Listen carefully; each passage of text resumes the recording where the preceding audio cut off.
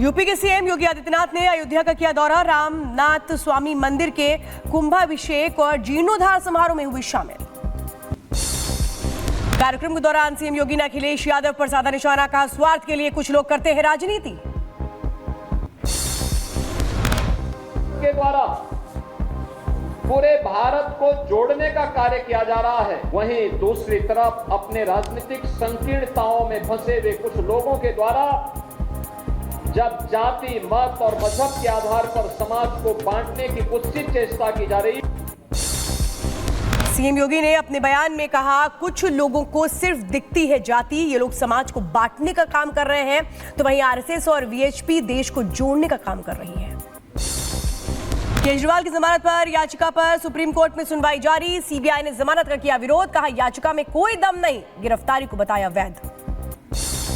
Sultanpur encounter पर अखिलेश यादव ने उठाए सवाल, पोस्ट कर लिखा, जाति देखकर ली गई जान, समाधान नकली एनकाउंटर नहीं, नकली एनकाउंटर रक्षक को भक्षक बना देते हैं। सुल्तानपुर एनकाउंटर पर अखिलेश के बयान पर बीजेपी का तंज, कहा अपराधियों के एनकाउंटर पर अखिलेश यादव को होता है दुख, हर एनकाउंटर के बाद बेचैन हो जाते हैं अखिलेश। अखिलेश यादव के बयान पर जेडीयू नेता नीरज कुमार की प्रतिक्रिया, कहा न्यायपालिका के फैसले पर राजनीतिक टिप्पणी ठीक नहीं। अखिलेश के बुलडोजर वाले बयान पर बोले मंत्री दयाशंकर मिश्रा, दयालु कहा अपराधी माफियाओं के खिलाफ चला बुलडोजर, कब्जे की जमीन को सरकार ने करवाया खाली। झारखंड के सीएम हेमंत सोरेन का अजीबोगरीब बयान, कहा सिपाही परीक्षा में हो रही युवाओं की मौत के पीछे कोरोना के टीके, कोरोना में बीजेपी ने लगवाए गलत टीके। हरियाणा में बीजेपी को दूसरा झटका, रतिया से विधायक लक्ष्मण नापा ने पार्टी से दिया इस्तीफा। रतिया से सिरसा की पूर्व सांसद सुनीता दुग्गल को दिया गया है टिकट। कोलकाता के आरजी कर रेप मर्डर केस में इंसाफ की मांग और सीएम ममता के खिलाफ जोरदार प्रदर्शन। कोलकाता के जादवपुर इलाके में देर रात तक हुआ विरोध प्रदर्शन। कोलकाता हत्याकांड मामले में पीड़ित डॉक्टर के परिवार ने लगाया गंभीर आरोप, पुलिस और पर दबाव बनाने की कही बात।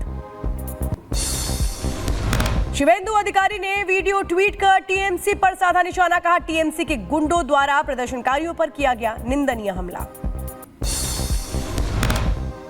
बीजेपी नेता अमित मालवीय ने ट्वीट कर बंगाल सरकार पर और पुलिस पर साधा निशाना, कहा थोड़ी भी शर्म है तो ममता बनर्जी और कोलकाता पुलिस कमिश्नर को दे देना चाहिए इस्तीफा। कोलकाता कांड पर राजभवन में मनाया गया शोक, राज्यपाल सीवी आनंद बोस ने जलाई मोमबत्तियां। कासगंज में लापता महिला अधिवक्ता का नहर में मिला शव, शरीर पर दिखे चोट के कई निशान, की जा रही है शव की शिनाख्त। एमपी के जबलपुर में पुलिस से बचने के लिए आरोपी ने खुद को होटल के वॉशरूम में किया बंद, दरवाजा तोड़कर पुलिस ने आरोपी को किया गिरफ्तार। मेरठ में पुलिस को मिली बड़ी कामयाबी, पुलिस ने हनी ट्रैप के गैंग का किया खुलासा, 2 युवतियों समेत 7 लोगों को किया गिरफ्तार। यूपी के सीतापुर में बुजुर्ग पर नाबालिग से छेड़छाड़ का आरोप, पॉस्को एक्ट के तहत पुलिस ने किया गिरफ्तार। यूपी के सुल्तानपुर में ज्वेलर की दुकान पर दिन दहाड़े डकैती की कोशिश, मुठभेड़ में मारा गया 1 लाख का इनामी बदमाश। यूपी के संभल में पुलिस और बदमाशों के बीच मुठभेड़, गोली लगने से इनामी बदमाश जख्मी, पुलिस ने किया गिरफ्तार, बदमाश के पास से चोरी का सामान भी बरामद। यूपी के मुजफ्फरनगर में चेकिंग के दौरान पुलिस और बदमाशों के बीच मुठभेड़, पकड़े गए आरोपियों ने चोरी का सामान उनके पास से बरामद किया गया, आगे की कार्रवाई में जुटी पुलिस। यूपी के बदायूं में घर में घुसे युवक को ग्रामीणों ने जमकर पीटा, पिटाई का वीडियो सोशल मीडिया पर वायरल। यूपी के बदायूं में दबंगों का आतंक, गांव वालों ने चक मार्ग पर कब्जा करने का लगाया आरोप, पुलिस मामले की जांच में जुटी।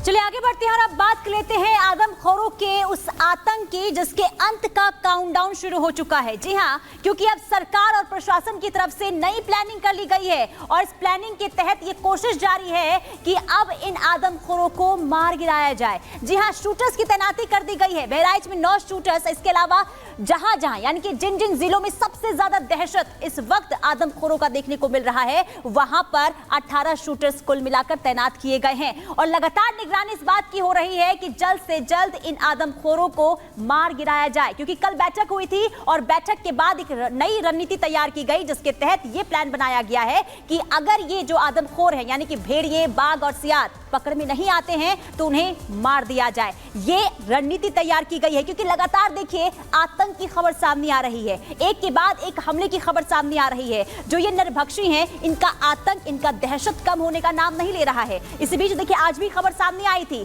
जहां बहराइच में अब इन आदमखोरों ने बकरी को निशाना बनाया, यानी कि अब इन्होंने अपनी प्लानिंग चेंज कर ली है और जहां इंसानों की बजाय अब ये मवेशियों को अपना निवाला बना रहे हैं।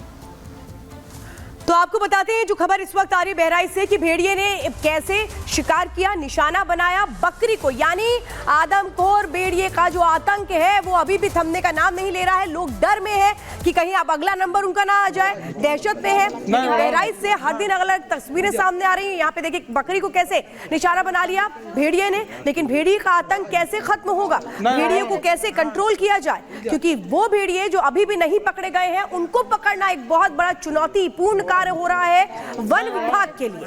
वन विभाग जो लगातार एक्शन में है, वन विभाग जो नई स्ट्रैटेजी पर काम कर रहा है कि अगर अब ये पकड़ में नहीं आते हैं तो फिर मारने की इनको तैयारी की जा रही है। लेकिन सवाल तो यही है कि आखिर कैसे लोगों को बचाया जाए, कैसे जानवरों को बचाया जाए, क्योंकि आदमखोर जो एक तरफ इंसानों को शिकार बना रहा है तो दूसरी तरफ जानवरों को भी अपना शिकार बना रहा है। लेकिन अब अहम यही है कि वन विभाग जो हर तरह से कोशिश कर रहा है, ड्रोन के जरिए भी ढूंढने की कोशिश की जा रही है, कई जगह इनके पंजों के निशान देखे गए हैं। लेकिन सबसे बड़ी चुनौती ये वो 2 भेड़िए जो अभी भी पकड़ में नहीं आए हैं और जो अभी जानकारी मिल रही है वो ये कि एक बकरी को निशाना बनाया गया। राघवेंद्र हमारे साथ जुड़ चुके हैं। राघवेंद्र,